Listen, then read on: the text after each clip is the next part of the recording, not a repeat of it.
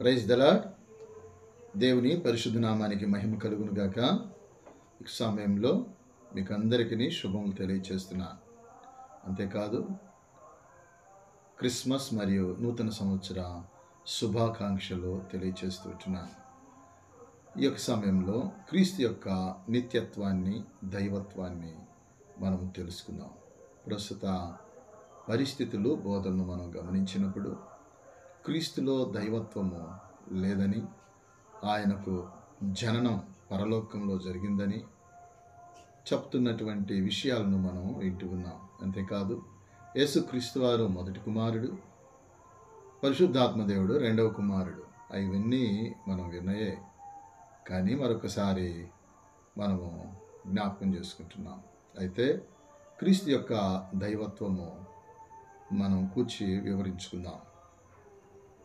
మీకా గ్రంథము 5వ అధ్యాయము 2వ వచనంలో ఈ విధముగా వ్రాయబడి ఉంది. బెత్లెహేము ఎఫ్రాతా, యూదావారి కుటుంబంలో నీవు స్వల్ప గ్రామమైనను నా కొరకు ఇజ్రాయేలీలను ఏలబోవువాడు నీలో నుండి వచ్చును. పురాతన కాలము మొదలుకొని శాశ్వత కాలము ఆయన ప్రత్యక్షమగుచుండెను. ఈ వాక్య భాగాన్ని మనము పరిశీలన చేస్తే యేసుక్రీస్తు వారు మానవ స్వరూపిగా జన్మించబోతున్నటువంటి విషయాన్ని ముందుగానే పరిశుద్ధాత్మదేవుడు మీకా గారి ద్వారా మరి చెప్పబడినటువంటి మాటగా మనం చూస్తూ ఉంటున్నాం. బెత్లెహేము ఎఫ్రాతా, ఇది పురాతన కాలపు పిలుపుగా ఎఫ్రాతా అనబడినటువంటి గ్రామాన్ని మనం చూస్తాం. అయితే యూదావారి కుటుంబంలో నీవు స్వల్ప గ్రామమైనను నా కొరకు ఇజ్రాయేలీలను ఏలబోవాడు నీలో నుండి వచ్చును. స్వల్ప గ్రామమైనటువంటి బెత్లెహేంలో ఇజ్రాయేలీలను ఏలబోవాడు మరి వచ్చును అనే మాటను మనం చూస్తున్నాం. అయితే ఈ ఏలబోవాడు వచ్చుతున్నటువంటి ఆయన యొక్క స్థితిని గురించి ఇక్కడ వివరించబడింది. ఏమంటున్నారంటే, పురాతన కాలం మొదలుకొని శాశ్వత కాలము ఆయన ప్రత్యక్షమగుచుండెను. ఈ మాటను మనం గమనిస్తే ఆయన ఒక్కసారిగా మానవ స్వరూపిగా ఈ భూమి మీదకి వచ్చిన వ్యక్తి కాదు.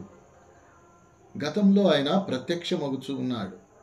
అందుకని అక్కడ అంటున్నాడు, పురాతన కాలము మొదలుకొని శాశ్వత కాలం వరకు ప్రత్యక్షమగుచున్నాడు. అంటే ఆయన మరి శాశ్వత కాలం ఉన్నటువంటి వాడు. చూడండి, మనం గమనించినప్పుడు ఆయనకు పుట్టుక లేదు, ఆయనకు మరి అంతం లేదు, ఆది అంతం లేనటువంటి వాడుగా ఉన్నాడు. ఈ విషయాలను మనం గమనిస్తే ప్రియమైనటువంటి దేవుని బిడ్డలారా, శాశ్వత కాలం ఆయన ప్రత్యక్షమగుచున్నాడు. ప్రత్యక్షతను ఇప్పుడు ఈ ప్రత్యక్షత ఏంటి అని అంటే, మానస్వరూపిగా ఆయన ప్రత్యక్షమగినాడు. మరియమ్మ గర్భం ద్వారా శిశువుగా జన్మించి రక్షకుడిగా ఆయన ప్రత్యక్షమైనాడు. అందుకనే ఆయనకు ఇమ్మానుయేల్ అని పేరు. ఆ మాటకు అర్థము దేవుడు మనకు తోడు. నిజంగా ఆయన మనకు తోడుగా వచ్చినాడు దేవుడు. ఆ మాటలో ఆ పేరులో ఉన్నటువంటి భావం. కనుక ఆయన శాశ్వత కాలం మొదలుకొని, పురాతన కాలము మొదలుకొని శాశ్వత కాలము ఆయన ప్రత్యక్షమవుతున్నటువంటి మరి దేవునిగా మనము చూస్తున్నాం. అవును, పితరులతో ఆయన మాట్లాడినటువంటి వాడు. అయితే అనేక విధాలుగా మనం గమనిస్తే అనేక సందర్భాల్లో ఆయన పితరులకు ప్రత్యక్షుడైనాడు. వారు కూడా ఆయన యందు నమ్మిక ఇచ్చినారు. యేసుక్రీస్తు వారు చెప్పినప్పుడు అబ్రహాము నన్ను చూసెను అన్నటువంటి మాటను కూడా మనం చూస్తాం. కనుక ఆయన నిత్యత్వము కలిగినటువంటి వాడు, ఆయన నిత్యుడైనటువంటి వాడు. మనము ఆరాధిస్తున్నటువంటి ప్రభువైన యేసుక్రీస్తు వారు.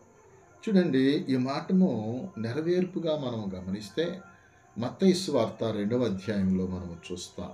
మత్తయి సువార్త 2వ అధ్యాయంలో మరి బెత్లెహేమును గూర్చినటువంటి వివరణ కనబడుతుంది. చూడండి, 2వ అధ్యాయము. ఇక్కడ మనం గమనిస్తే యేసుక్రీస్తు వారి జననాన్ని చాటడానికి మరి నక్షత్రాన్ని ఆకాశంలో ఉంచినట్టుగా మనం చూస్తాం. ఈ నక్షత్రము జ్ఞానులను నడిపించింది, తూర్పు దేశపు జ్ఞానుల్ని. వారు మరి హేరోదు రాజు దగ్గరికి వచ్చి వారు అనుకున్నారు యూదుల రాజుగా పుట్టినవాడు రాజవంశంలోనే పుడతాడు అన్నటువంటి ఆలోచన వారిలో కలిగింది. అయితే నక్షత్రమును వెంబడింపక దారి తప్పి హేరోదు దగ్గరికి వెళ్ళిన తర్వాత హేరోదును అడుగుతారు, యూదుల రాజుగా పుట్టినవాడు ఎక్కడా? మేము ఆయన నక్షత్రమును చూసి ఆయనను పూజించడానికి వచ్చినాము అని అంటారు. అప్పుడు హేరోదు రాజు అతనితో ఉన్నటువంటి వారందరూ కూడా భయపడిపోతారు. చూడండి 3వ వచనం మనం గమనిస్తే, హేరోదు రాజు ఈ సంగతి విన్నప్పుడు అతడును అతనితో కూడా యెరూషలేము వారందరూ కలవరపడిపోయినారు. కలవరం ఏర్పడింది. నేను రాజుగా ఉండగా మరొక రాజు పుట్టడం ఏంటి? రాజు పుడితే నా వంశంలో పుట్టాలి కదా, మరి ఎక్కడ పుట్టాడు? ఆ రాజు నాకు మరలా వ్యతిరేకుడైపోతాడా? నా స్థానంలో వచ్చి మరలా పరిపాలిస్తాడా అనేటటువంటి రాజ్యకాంక్షతో మరి హేరోదు రాజు కలవరపడిపోతాడు. ఇక్కడ మనం గమనిస్తే మరి జ్ఞానులు కూడా దారి తప్పిన విషయం ఏంటంటే రాజు రాజవంశంలోనే పుడతాడని. కానీ ప్రవచన నెరవేర్పును యేసుక్రీస్తు వారు జరిగిస్తూ బెత్లెహేంలో పుట్టినాడు. ఈ ప్రవచనాన్ని తెలుసుకోవటానికి మరి రాజు ఒక ప్లాన్ వేస్తాడు. చూడండి 4వ వచనంలో, కాబట్టి రాజు ప్రధాన యాజకులను ప్రజల్లో నుండి శాస్త్రులను అందరినీ సమకూర్చి క్రీస్తు ఎక్కడ పుట్టునని వారిని అడిగాను. క్రీస్తు పుడతాడు. క్రీస్తు అనే మాటకు అభిషక్తుడు అని అర్థం. ఈ విషయం కొరకు మనం గమనిస్తే మరి మెస్సయ్య కొరకు కూడా మెస్సయ్య అనే మాటను కూడా మనం చూస్తాం. మెస్సయ్య క్రీస్తు రెండు పదాలు ఒక భావాన్ని సూచిస్తూ ఉన్నాయి. అభిషక్తుడు అనేటటువంటి యూదులు ఎదురు చూస్తున్నటువంటి మెస్సయ్య రాజవంశంలో పుడతాడు అనుకున్నారు. కానీ మరి యేసుక్రీస్తు వారు ఆ మెస్సయ్యగా ఎక్కడ పుట్టినాడంటే బెత్లెహేములోనే ఈ ప్రవచన వాక్కును నెరవేర్చుకుంటూ పుట్టినట్టుగా మనం చూస్తాం. చూడండి, కాబట్టి రాజు ప్రధాన యాజకులను ప్రజల్లో నుండి శాస్త్రులను అందరినీ సమకూర్చి క్రీస్తు ఎక్కడ పుట్టునని వారిని అడిగాను. అందుకు వారు యూదయ దేశపు బెత్లెహేములోనే, ఏలయనగా యూదయ దేశపు బెత్లెహేమా, నీవు యూదా ప్రధానులలో ఎంత మాత్రమునో అల్పమైన దానవు కావు. ఇజ్రాయేలును నా ప్రజలను పరిపాలించు అధిపతి నీలో నుండి వచ్చును. ఈ మాటను మనం గమనిస్తే ప్రవచనాలన్నిటిని కూడా చూచి గ్రంథాలను పరిశీలన చేసి శాస్త్రులు మరి చెప్పినటువంటి మాట ఏంటంటే యూదయ దేశపు బెత్లెహేంలోనే జన్మిస్తాడు. మనము మీకా గ్రంథం నెరవేర్పును ఇక్కడ చూడగలుగుతూ ఉంటున్నాం. ప్రియమైనటువంటి దేవుని బిడ్డలారా, ఇక్కడ మారుమూల గ్రామమైన బెత్లెహేంలో కన్యమరియమ్మ గర్భంలో జన్మించుట ఇది ప్రవచన నెరవేర్పు. మరి అంత తగ్గినటువంటి స్థితిని బట్టి యేసుక్రీస్తు వారు దేవుడు కాకపోడు.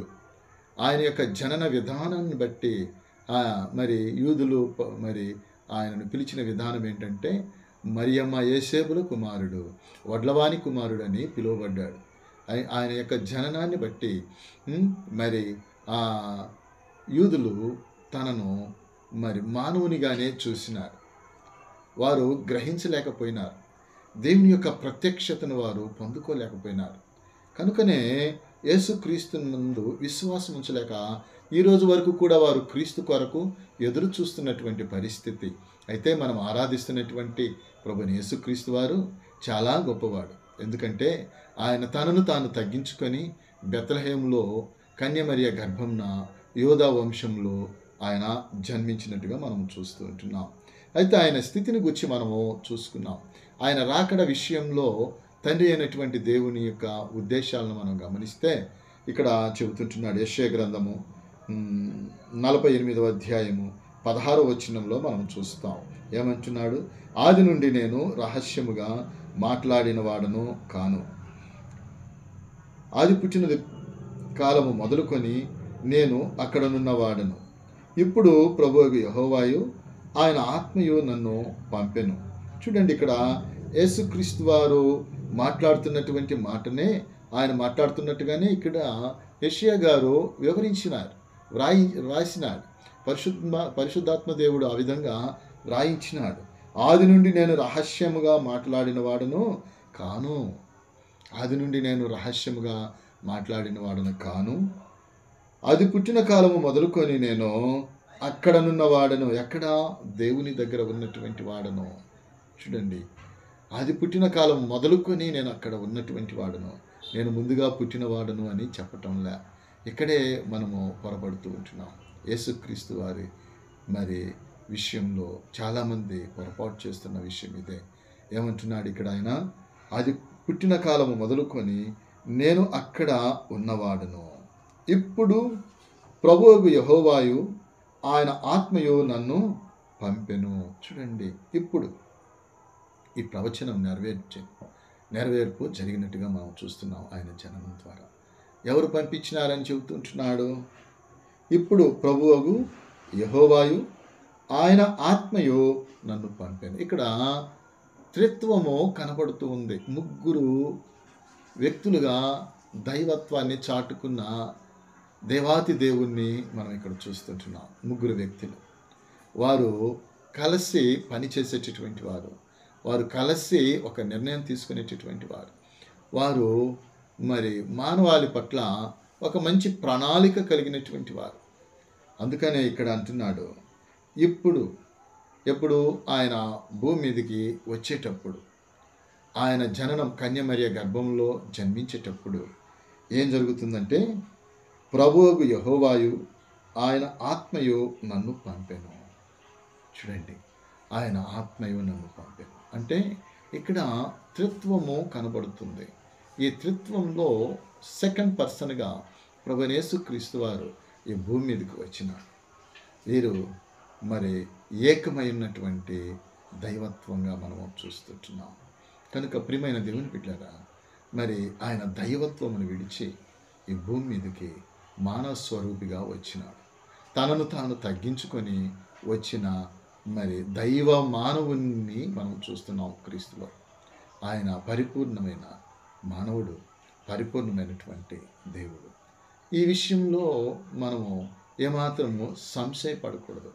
ఈ క్రిస్మస్ సంబరాలను మనం చేసుకునేటప్పుడు మనము ఆయన సమాధానకరుడిగా ఈ భూమి మీదకి వచ్చినాడు.